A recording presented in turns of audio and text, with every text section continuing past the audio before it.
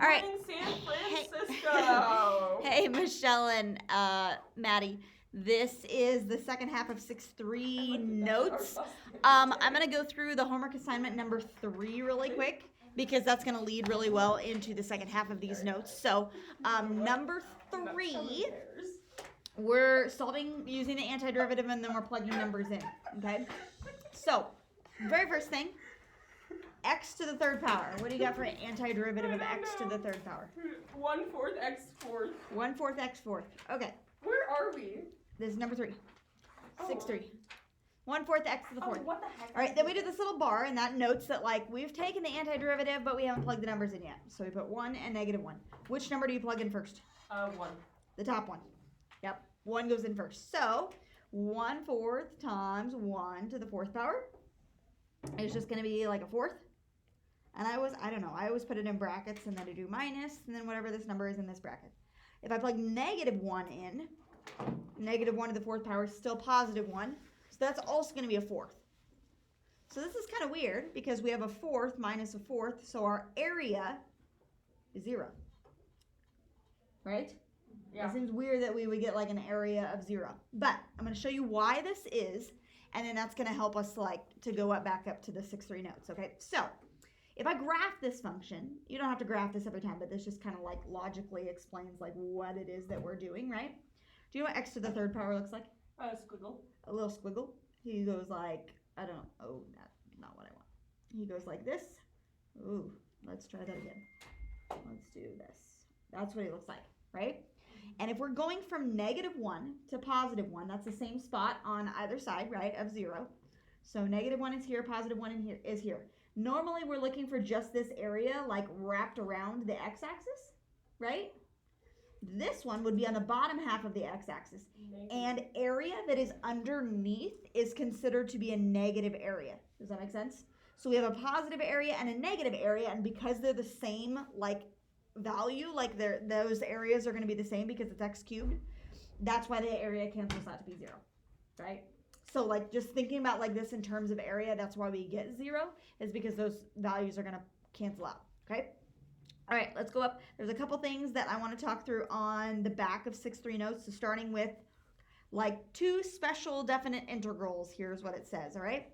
We have example 1, and we're doing a square root function, the square root of x squared plus 1. And we are trying to find the area from 2 to 2, right? From 2 to 2. It's just a point. So basically, like, if we have a square root function, like, it might look something like this, right? And we're trying to find from 2 to 2. Like, normally we're doing, like, from 2 to something, right? We're trying to find that area in there. But we're going from 2 to 2. So we're, like, taking a slice out of it that has no thickness. So the area is going to be 0, right? So whenever those two values are the same, it's like you're trying to find a slice. You're trying to, like, slice that bread right there. But it has no thickness. So it's going to have an area of 0, okay? Now, number 2 is weird because usually my top number is bigger than my bottom number, okay? But in this case, we have them flipped around. We have 0 and 3. So what we can do here is, because we're going from 3 to 0 instead of from 0 to 3, this is going to be a negative area. So what we're going to do is we're going to calculate this as 0 to 3, but we're going to go negative. Okay, we're going to flip this around so that we are doing the top number as the bigger number, but the area is going to be a negative area now instead. It's like going from right to left instead of from left to right. So now we can just calculate this normal. Let's take the antiderivative of x plus 2. What's that? Half. 1/2 x squared plus X. 2x. 2x, right? Okay, that's my antiderivative. I have that negative out in front, right? And I'm going to go from 3 to 0. That's not us. Okay, so let's plug 3 in first. So 3 squared would be 9. Half of 9 is 4.5. So I've got negative 4.5 plus 6, right? That's what my first chunk is. Minus what I get when I plug in 0. And you remember what I told you about yesterday? when you're plugging 0 in? It's 0. 0 is always going to be 0 because all of your x's or all of your numbers will have x's on it. So it would be like minus 0. So I like it when we're plugging 0 in as my number because then it just goes away. So my area is going to be negative, what, 10 and a half? 10.5? What about 2? What? Number. What do you mean? Number. Okay. All right, so if you don't like these numbers here, you can always flip them and do a negative out in front. Okay, good? All right, last thing-ish. Okay, when they do absolute values, there's some weird things happening there, and I don't like to take the antiderivative or derivative for that matter. You can't take the antiderivative of an absolute value, which is weird, okay? But if knowing what we know about an absolute value, like absolute value does this thing, right? Okay? So really, if I'm looking on this half of 0, like just looking at this chunk, this is the graph of negative x, right? Like y equals negative x. Does that make sense? And positive. And on here, we have the graph of y equals positive x, right? So all they've done, if I'm going from -1 to 1, all they've done is said, okay, going from -1 to 0, which is this chunk right here, -1 to 0, I'm doing negative x as a function, right? The antiderivative of him. And then going from 0 to 1 is the positive x, right? So they've just separated out into 2 pieces. They're saying, we're going to take the area of each one of those and we're going to add them together. And that's it, okay? So the antiderivative of negative x, what would that be? What? Let's say Negative half x squared. okay? And then we're going to plug numbers in. We're going to plug 0 and -1 in. Okay, so starting with 0, if we plug 0 in, we get 0, right?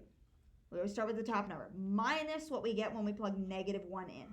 Okay, if I plug -1 into this thing, Negative half. -1 squared is just going to be positive 1 times negative half, so it's negative half, right?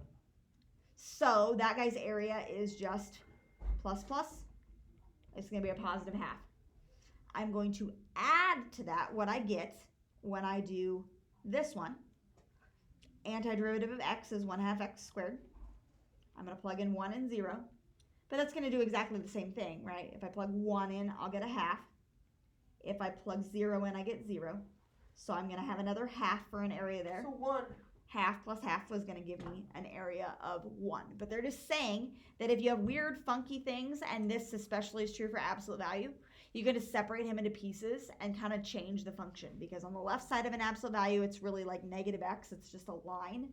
And on the right side, it's a positive x. So we separate them into pieces and solve the areas there and add them together. Good? Not too bad? All right, let's go down and let's go to the back side of the homework assignment and I'll show you what's happening here. Good, good? Yeah. All right, so they're giving you some information and then they're asking you questions down below and this goes really, really super fast. So they're saying the area of some function. We don't even know what the function is. But the area of some function from 0 to 3 is 4. The area of that same function from 3 to 6 is -1, okay? So what's probably happening here is that from 0 to 3, maybe he's doing this, and this is what it looks like, right? Okay, so from 0 to 3, here's 0, here's 3. This has an area of 4, right? From 3 to 6, this has an area of -1. That's what it's looking like. Like it's below the x-axis, so it's -1, okay? So they are saying now, they're asking us questions, what's the area from 0 to 6? So now if I go the whole way, if I'm going from 0 to 6, 3. right, you're just going to combine them. You're just going to take 4 plus a -1, and that's 3 for an area, okay? Now, I know the area from 3 to 6 is -1, but what's the area from 6 to 3? Like going from right to left is -1, right? Which is just 1, right? That's what we said before. Okay, what about C? 0. 0, right? Because I'm trying to take a slice of the bread that has no width, right? So an area of 0. What about from 3 to 6 of -5 f of x? 5. Yeah, if the area from 3 to 6 is -1, so if I'm multiplying that by a -5, it's like I'm just scaling up the area of that. So it's going to be a +5. Pretty easy. Not too bad.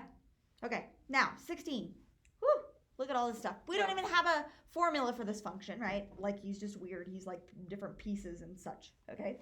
So they're wanting us to find like separate chunks in here, okay? So let's just go through and like find some chunky things here, okay? Let's do like, what's the area of this little chunk right here? 1. Any ideas? 1. It's a triangle. Oh. It's a 1 by 1 Half. triangle, It's a so half. it would be half, right? This has a half area, except it's not a half, it's Negative. negative half, right? That's a negative half so area. would A be Okay. half? What? A? I don't know. What does it say? Oh, from 0 to 1 of negative f of x. We know that from 0 to 1 it has an area of negative half, but if we slap another negative in there, it's just going to be positive half. Yeah, very nice. 4. Okay. 2, 3. Okay, this one's going from 3 to 4. 3 to 4 is this chunk right here. What's his area? 1 by 2. It's a 1 by 2 rectangle. 2. So it has an area of 2, but look at the problem a little closer. Oh. It wants us to scale it up by 3, right? So 6. So he has an area of 2, and we want to multiply by 3, so he has an area of 6. Yeah? 7. Okay, 0 to 7. Holy crap. 0 is here. 7 is here.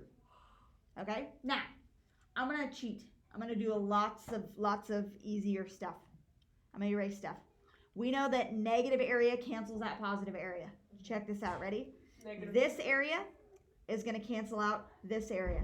That's back to 0, right? And that area is Same gonna thing. cancel This out. area is going to cancel out this area. We're back to 0. So really, we only have to find the area of this chunk, right? Okay, we know this area in the middle is 2. What's this area right here? 1.5. 1.5 on either side, right? So total area from 5. 0 to 7 is 5. Yeah. 11 to 5. From 5 to 11. We read it from bottom to top. 5 to 11. Okay, do the same thing, same idea. 5 here, 11 here. This Cancel is some areas. Cancel. So cancel here, cancel here, cancel here, cancel here. We've got 2 of these little pieces right here that are like little trapezoidy things. How big are those? I don't know.